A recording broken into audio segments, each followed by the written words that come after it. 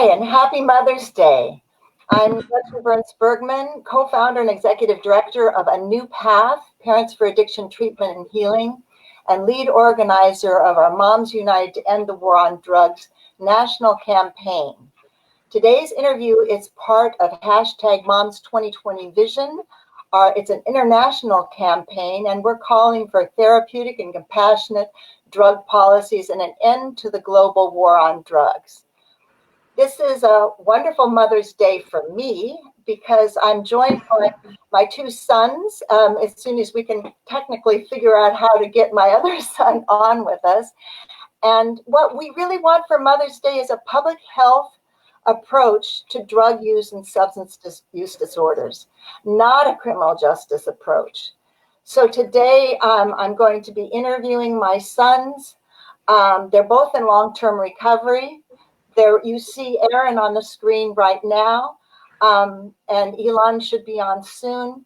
And so I obviously, because it's Mother's Day, I might have had a little more leverage of getting my two sons on with me today, but they both work with me to reduce the stigma and to change our drug laws and policies. So I was going to start with Elon because he was sort of the original poster child. Elon, do you want to come in and do this from here, or? Okay, I'll start. This is new to all of us. I will start with my younger son, Aaron. Aaron is a drug and alcohol counselor. He is the manager of a sober living that Elon owns. And his recovery has been miraculous. He found his recovery at 40 after numerous attempts at treatment, after criminal justice involvement, and after quite a few health scares, if you will. But his recovery has been so incredible to watch. To see the power of healing and the mind, body, spirit is just amazing. I'm so proud of you, Aaron. Would you mind sharing a bit of your story, what your journey was, what our family's journey was for decades through and then your recovery and what that feels like?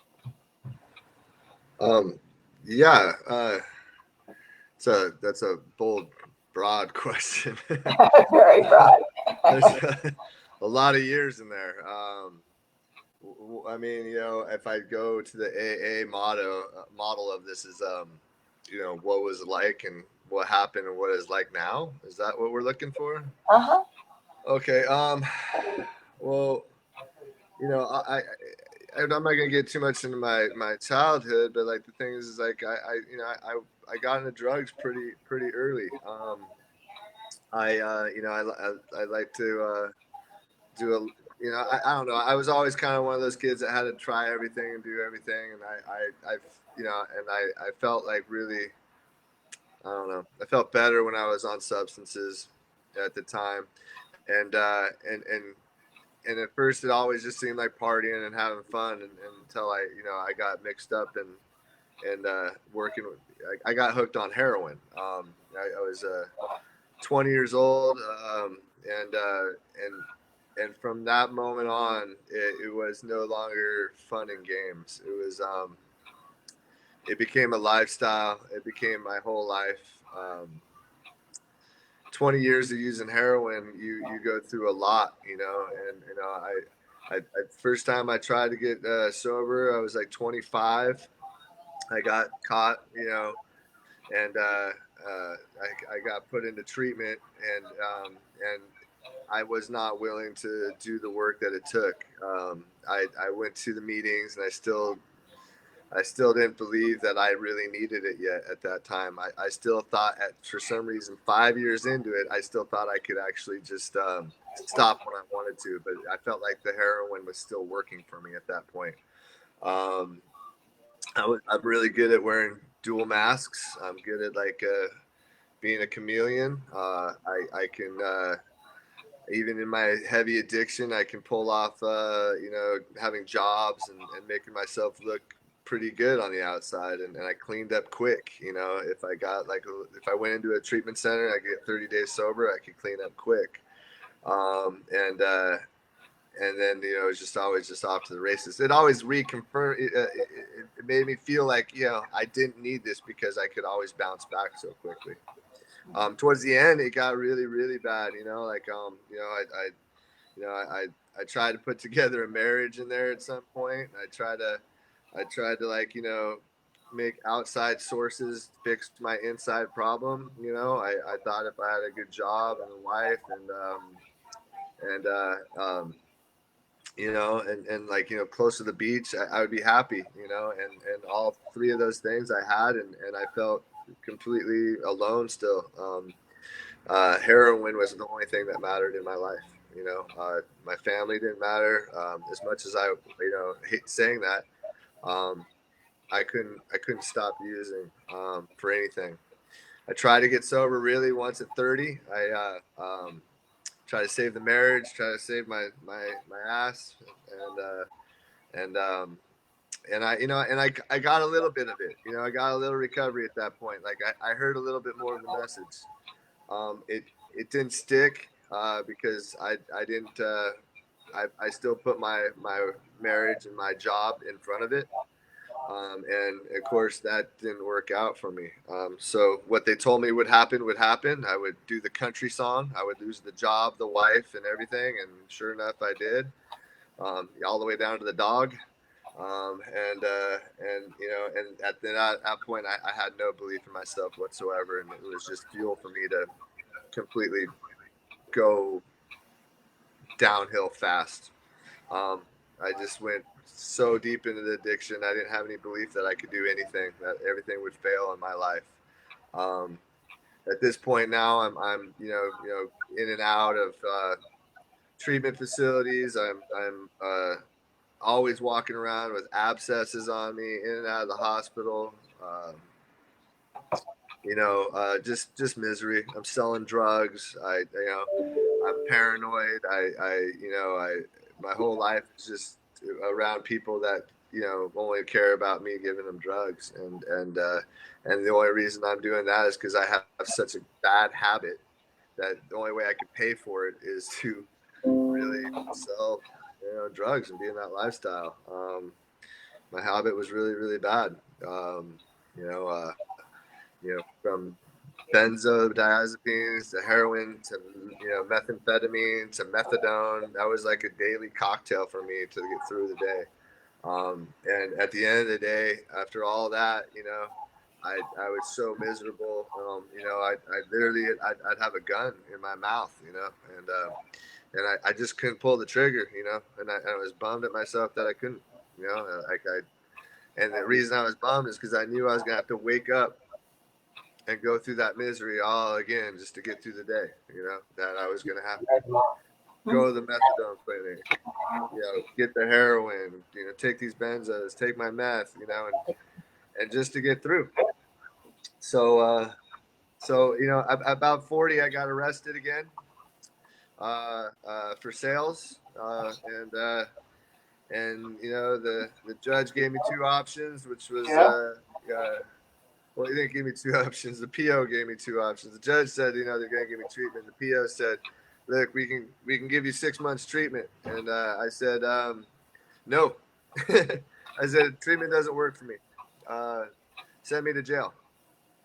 And he said, yeah, okay. He had a sense of humor. So he said, I'll give you a year in jail. And then when you get out, you got to do 6 months of treatment. I was like, all right, man, just give me the treatment then, and I'll see what can happen. I went through the treatment, and I was still doing what I do. I was still selling drugs, still using drugs, still trying to beat the test. I didn't have any belief in myself. I didn't have any will to live. So, at the end of it, I got kicked out one last time. Thought I was going to go on a run, just wait until the cops got me. And you picked me up for treatment. And yeah, they broke HIPAA on that because I didn't sign any releases for you to know anything. And so they called her and my mom picks me up as I'm on my way out, right? And bags packed, ready to charge. The PO's coming to get me, and she takes me to her house and begs me to look at other options. We had a huge blowout fight, and then I just because all I wanted to do was go get high. I didn't want to hear anything. I wanted to get high so bad. It was just killing me that I had to even listen for any kind of seconds to her about what a because the shame and guilt was so heavy. I knew I was wrong. I knew it was all messed up. But the thing is, I didn't have any choices at this moment. And so we got in the house, and she told me to look at a few places, and I did. And there's a moment in there where I'm looking around the house, and I'm looking at pictures, and I'm realizing that there's people in those pictures that have gone, like my uncles and people have passed away. And it was just like and then I didn't see any pictures of me. And every picture I did see of me was old pictures, and I was high in every one of them. And I had a little moment where I was like, okay, well, if I'm not going to do it now, when am I going to do it? And so I gave it another shot, and I didn't go in like really happy about going to treatment. Like I got high that night, and then I went into treatment, and I kicked and screamed because I didn't believe in anything. I didn't believe in the 12 steps would work for me. Until I was in treatment, they said me, we're going to kick you out if you don't do the steps. If you don't finish step 4, you're going to go to jail. And so I finished my step 4, and then somewhere in there, my brain started to heal. Am I going too long?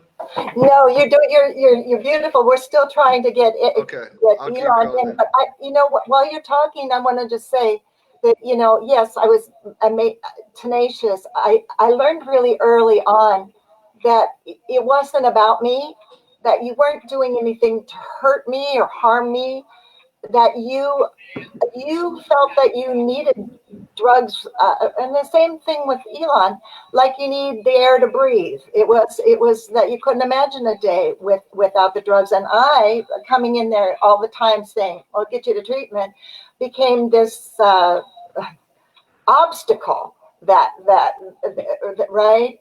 And I don't know that if you ever hated me, but I thought, okay, I don't care if he hates me. I want him to live, and so that's why I kept. And I told your parents, never, ever, ever, ever give up hope. You just keep trying, right? You have to keep fighting. I remember you told me keep him alive till 35, and then we went past that marker, and then we're at 40, and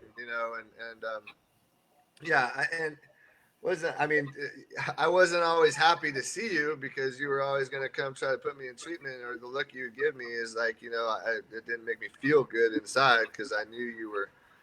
That one time I got kicked out of treatment, and you're trying to come get me before the cops come get me, and I'm sitting outside, sweating with a gun in my hand, and you're standing away from me looking at me, and I'm looking like, oh, what's wrong, and you were scared. You were scared to come near me, and I was like, stop being so dramatic, and I'm sitting there looking like a crazy person with a gun, and but that was my normal. That was it. It didn't matter. Like it was my normal. I didn't see it as being crazy because my head was gone. Talk about today, though, because the change is so dramatic. I mean, I'm always just amazed when I see you out surfing and having a nice relationship, going back to school, working really 2 jobs. And the transformation has been incredible. And I'm going to, as soon as you do that, I'm going to invite Elon to come sit next to me because technology is failing us. Failing us right now. Okay, well, I don't like to live in the past about all that stuff. I don't want to close the door on it either. But the same thing is like what this program has afforded me is a life. My relationships I have with my family, of course, I'm here and we're doing this. Means more to me than anything else. Being a part of the lives of my cousin and her daughters, and being there, because I know I put you guys through hell for so long. But all the things that I was before I got into this is what I had to tap back into, because I flushed everything down for the drugs. Everything fit in that spoon. Ambition, hobbies, all that stuff. So I had to find things that I loved again. And I was insecure about going back to surfing, and I was insecure about doing these things that I've done so long. But yeah, for mind, body, and spirits, what you got to do. I worked the program daily. I went really hard on the program. 3 meetings a day, whatever it took. I worked with sponsors. I surrounded myself in the program. I didn't give everybody I saw that was making it did that, and so I took a page out of their book.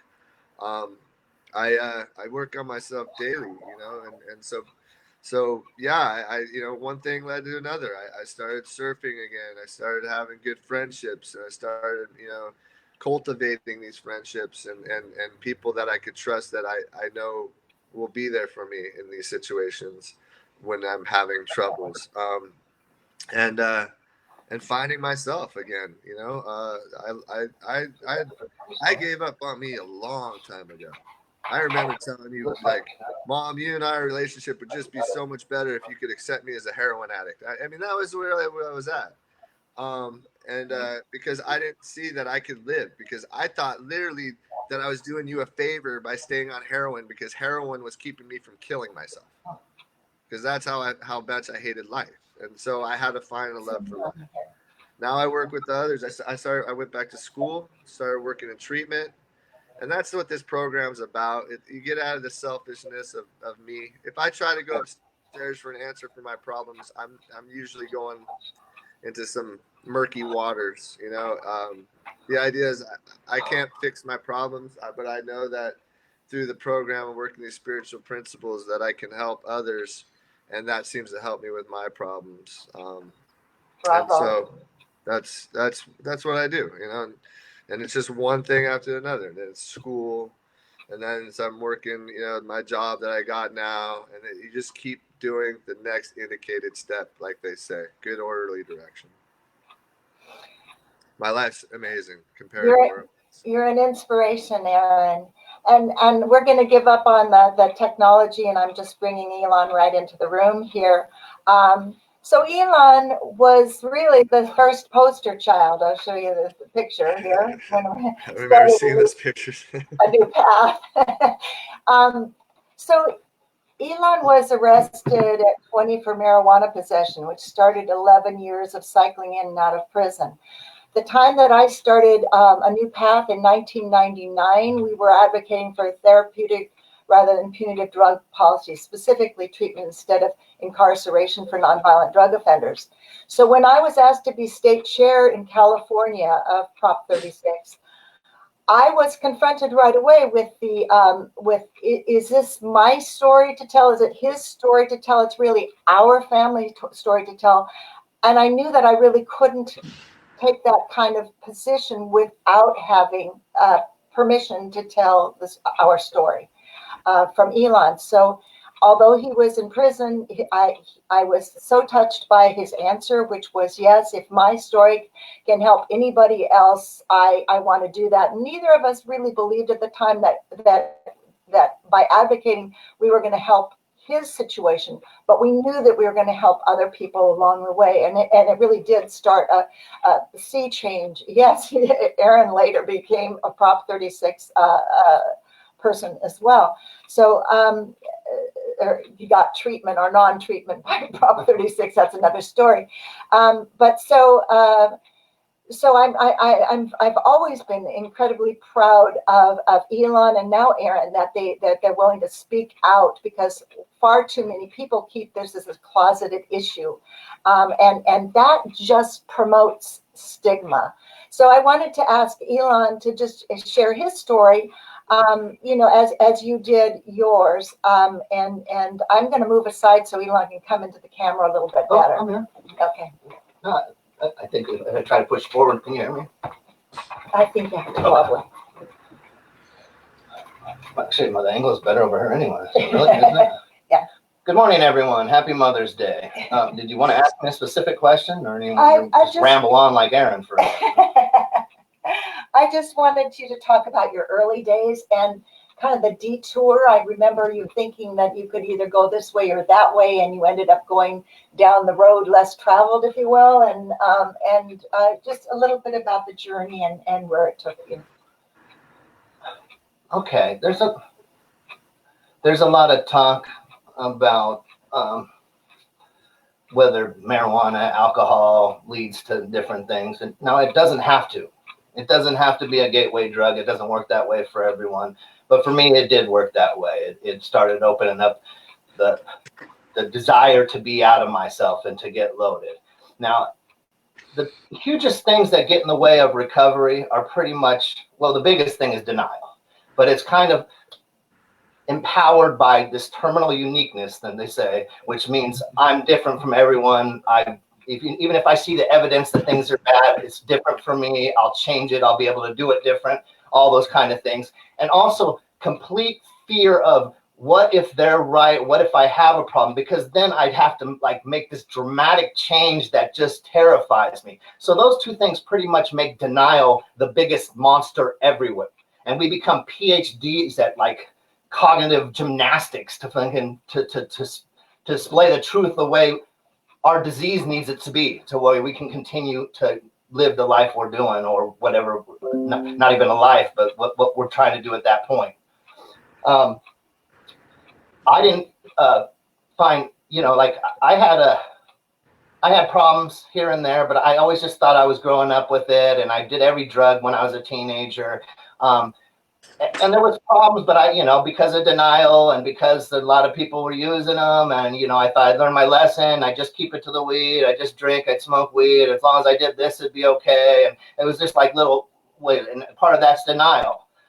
It really got bad when I found opiates. Now I didn't find opiates as fast as Aaron because it hadn't become so prevalent in all communities at that point during it. I was about maybe 23, probably 24.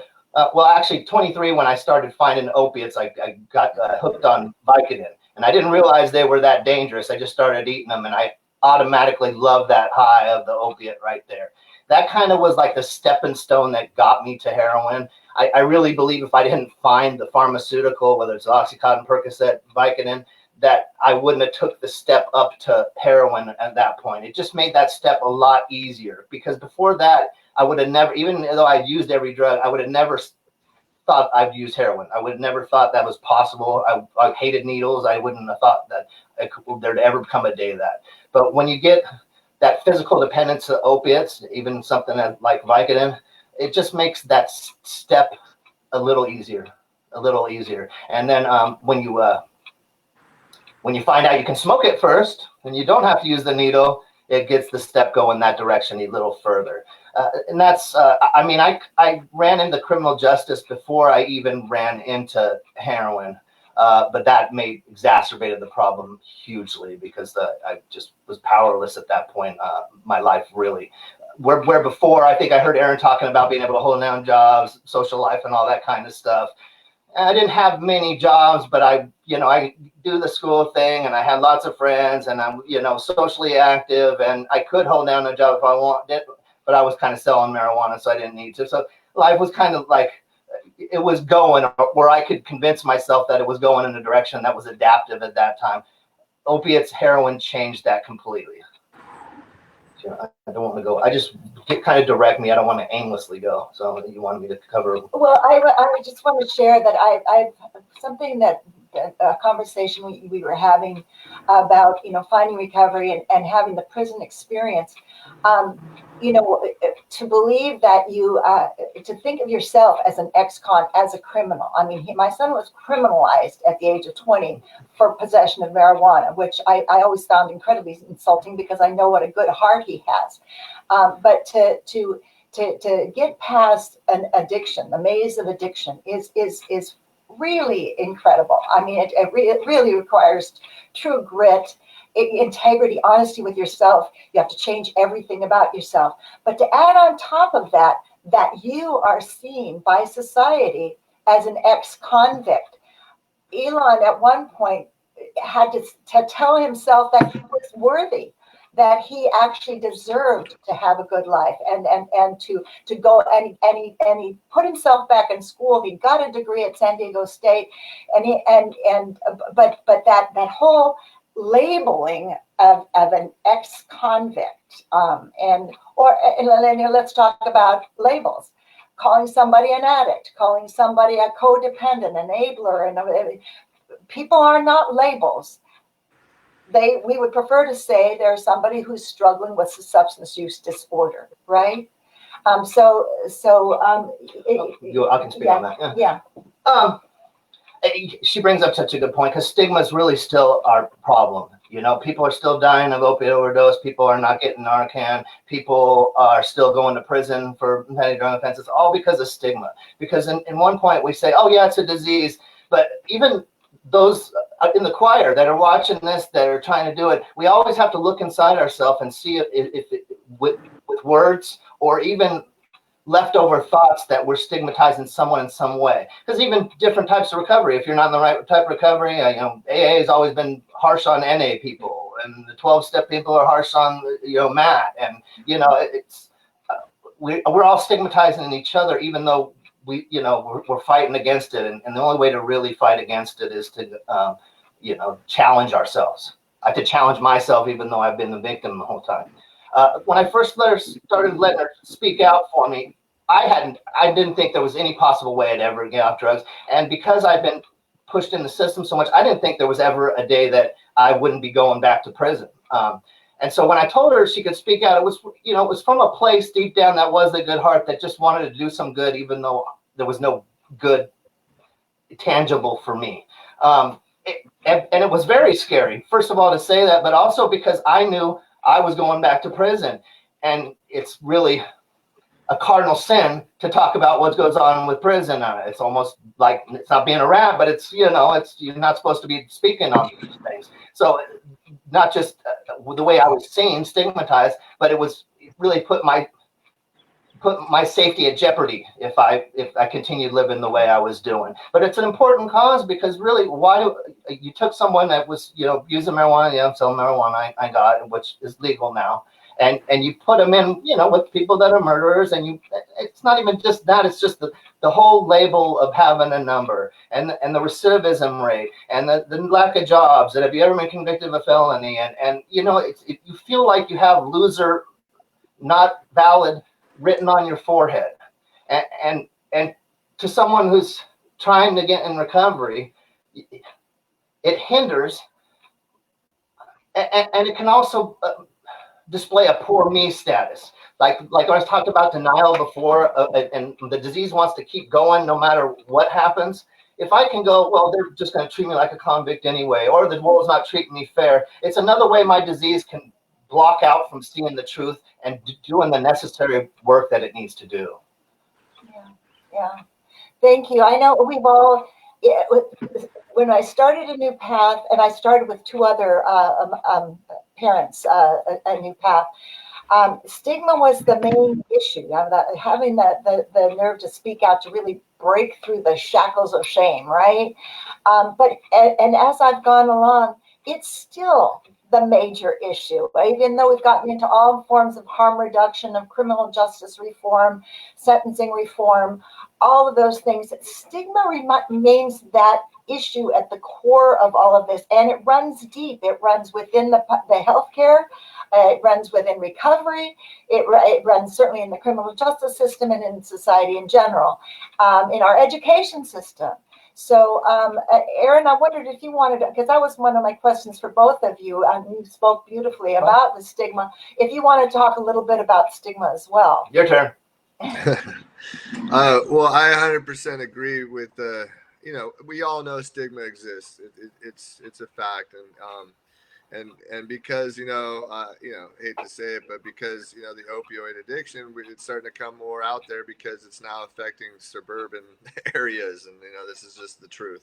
It's okay when it's in the inner cities, and we can criminalize them, back with the crack epidemic, but now the opiates, and it starts coming home, right? And but stigma is going to be there, and the biggest part of stigma I worry about, and it's one that I got caught up in, is myself, is when we start stigmatizing harm reduction. We start stigmatizing medicated assisted treatment. We start stigmatizing SMART to AA to anything. I feel that, like, we are such a stigmatized group ourselves to really start to do it to ourselves is madness. You know, Yeah. I fell into it, you know, because I was not able to find. But I never worked the program, so I don't know. You know, I tell people I have one sobriety date, even though I try to get sober 1,000 times. I just never tried to do the work to stay sober. You know, so it worked when I put the work in. You know, go figure. But the thing is like with Suboxone, I never was able to get sober. With methadone, I always used dope on top because I wasn't trying to get the solution. I wasn't trying to. So I personally said when I did it this time, I did it without anything. I got on that kick where it's like, you don't need any of that. You know, I can do it, you can do it. And I got caught up in my own stigma against other people who were trying to do this. We got empirical evidence that shows medicated assisted treatment works, right? Why aren't we using it? Why are we stigmatizing against them? It doesn't make any sense to me. You know, we have to really fight against that, especially in recovery, because I work with clients who get sponsors and then the sponsors drop them because they find out they're on Suboxone. Yeah. And then they feel horrible, like that they don't have recovery, and then they start and you know we already have so much shame and guilt going into this thing. You know, like the last thing we need to do is start creating stigma against them. You know, whatever their path looks like. You know, I say take a tool from any toolbox you can grab as long as it gets you down that path, right? We don't have to be indoctrinated into one little way of doing it. For me, 12 steps AA, I know it works. You know, I think everybody in the world should work the 12 steps. But that doesn't mean I don't think you can't go to a smart recovery meeting and pick up some information. That doesn't mean I don't think you can't do that. So It's about getting Amen, to know. brother. It's about really getting to know yourself. I'm there. I've thought the same thing.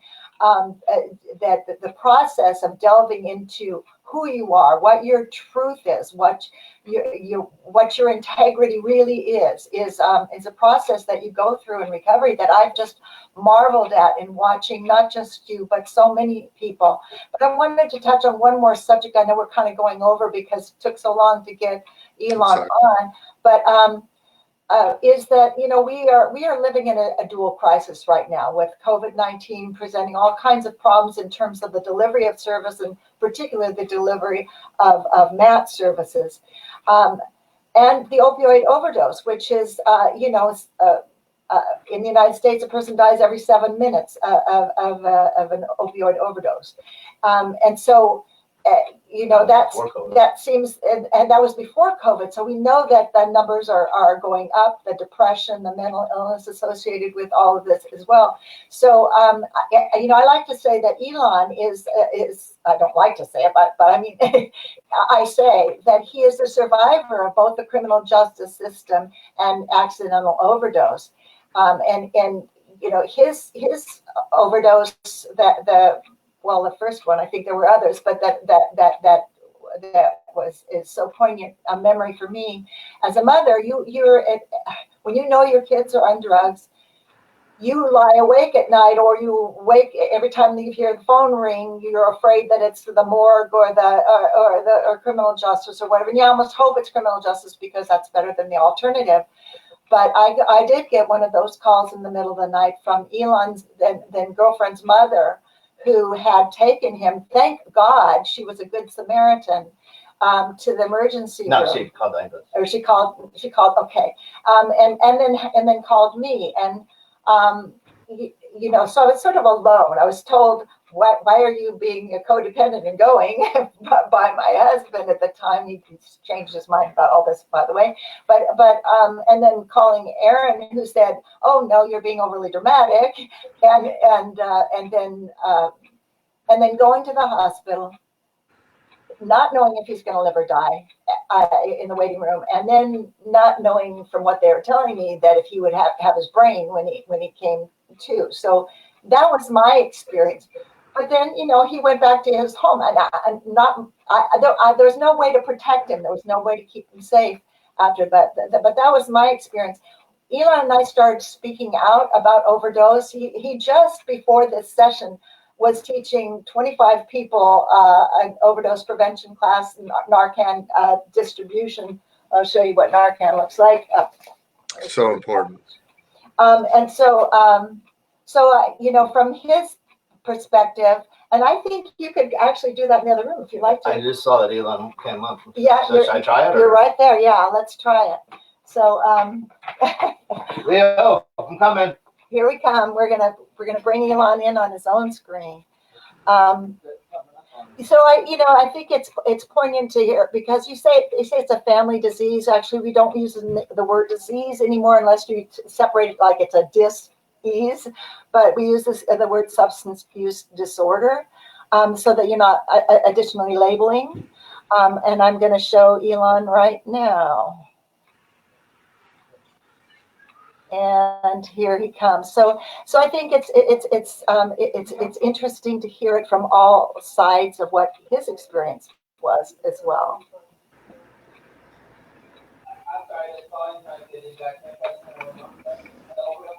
Yes. We can't hear you though.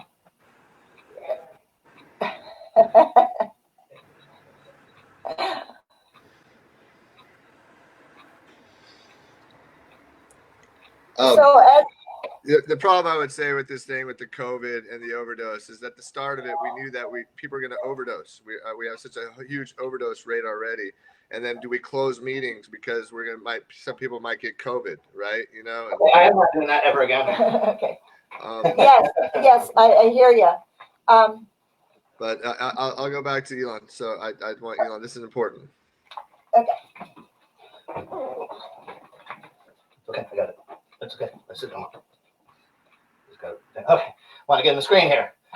So that's about the 10th time I've tried to make that computer work this morning. So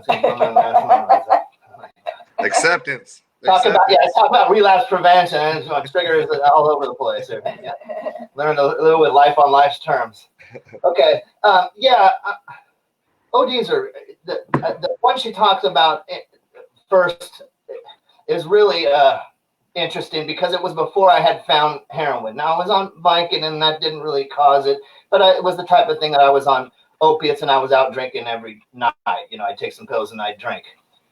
This one night I found something new, or that I hadn't heard of. It was real early 90s at that point, called GHB, and because they said, oh, it's herbal ecstasy. It became known more like a date rape thing and that kind of stuff. But they said, afterwards, I found out you're not supposed to take it with alcohol and you're supposed to take a capful. At the time, I started chugging it like it was a beer or something. And I was in the club and I started to, by that point, I had taken 10 hits of acid at once and tried a million times and just every drug there is. So I was really comfortable with being extremely high and didn't freak out.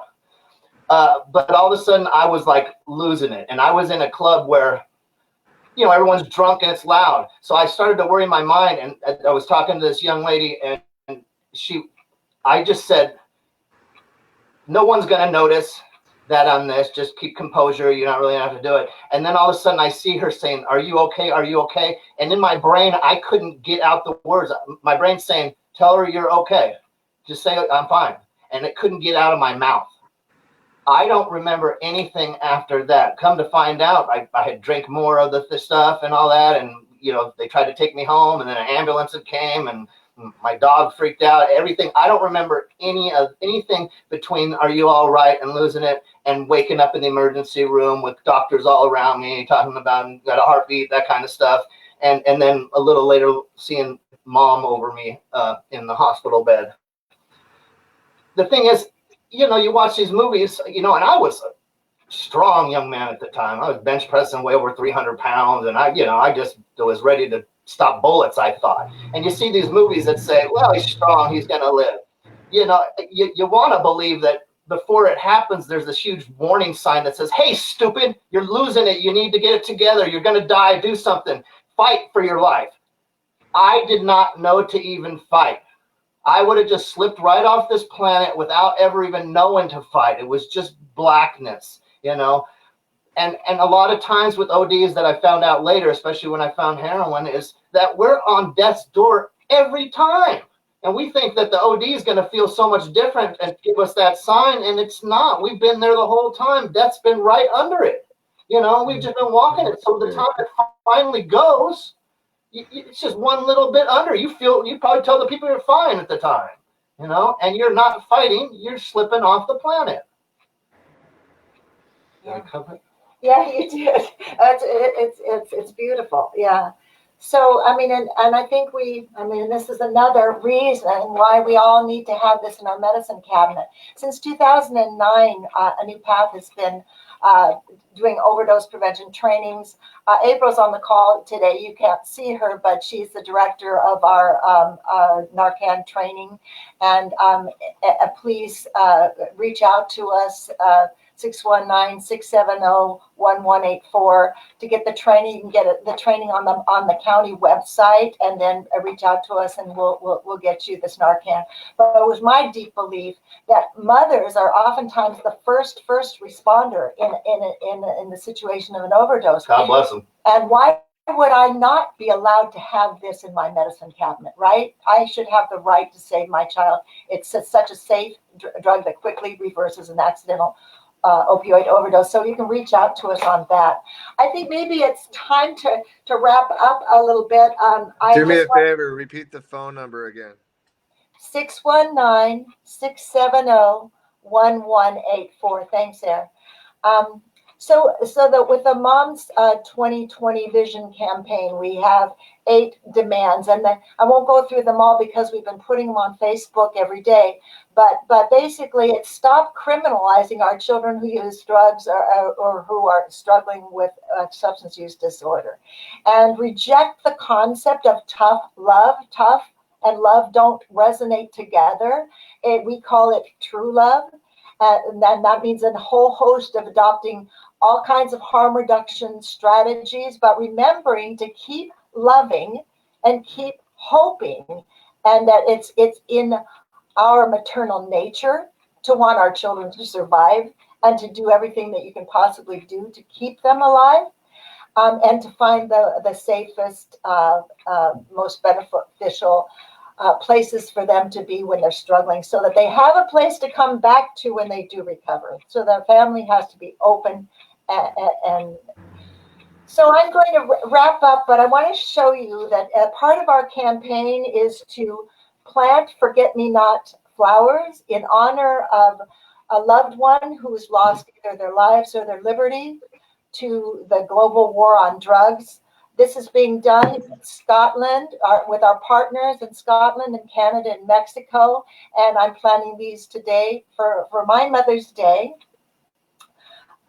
Please watch our interview next Friday at 11 o'clock as I talk to our partners in Canada, the Moms Stop the Harm.